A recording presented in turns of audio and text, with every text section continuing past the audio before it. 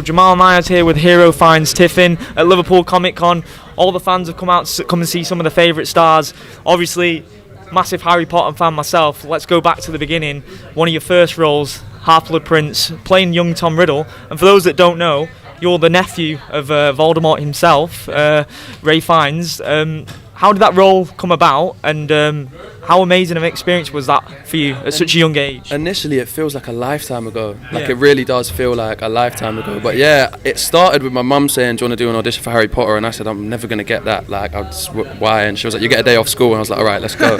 So she sold me on the day off school, and I think there was like seven auditions, and we got to the end of the process and met David Yates. And I'm sure being the nephew of Rafe definitely helped, and probably felt like it was meant to be to them. And yeah, the rest is history. I mean, you were very creepy in that role, and the actor. So you did it very well, and the actor who played it after you as a teenager was very creepy as well. Just in terms of you tapping into a darker side, it must be difficult for a young actor and a young man.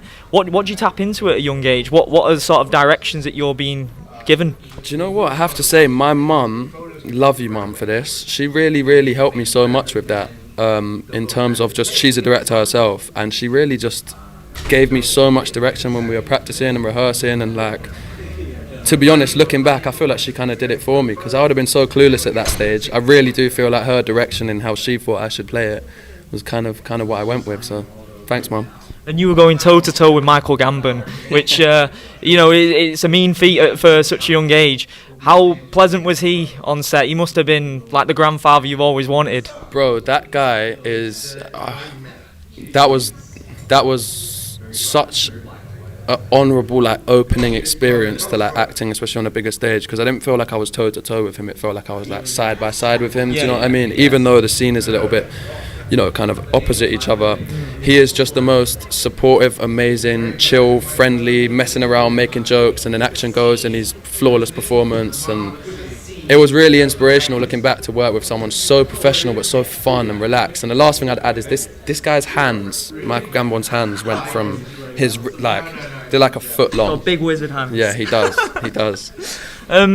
What was your knowledge of Harry Potter prior to that? Were you big into it? Were you aware of it? Yeah, no, definitely. I feel like I don't know anyone who wasn't, really. Yeah. I think it was something where, although I wasn't fanatic and friends weren't fanatic, when the new one comes out, you just kind of have to watch it. It's a bit like a rite of passage. It just felt like something that you wanted to do but just kind of had to do. It was everywhere. So, yeah, I mean, being involved in it was so surreal, because, like you say, I was following it along every step of the way. And I actually met Daniel Radcliffe, I think, through my uncle 2 years before, when we walked around set, and I had no idea I'd ever be in it, and we got a free mug with all the houses on it, and yeah, 2 years later I was saying hi, I'm working with you. So yeah. Did you get to go and see your uncle on set in the prosthetics, in the costume? When I first went, to just go around, I think I went with my brother and a couple cousins, and he just got all the young kids who were into Harry Potter tickets, all of his nieces and nephews, and it was great fun. And we saw him in the robe and all the full makeup, and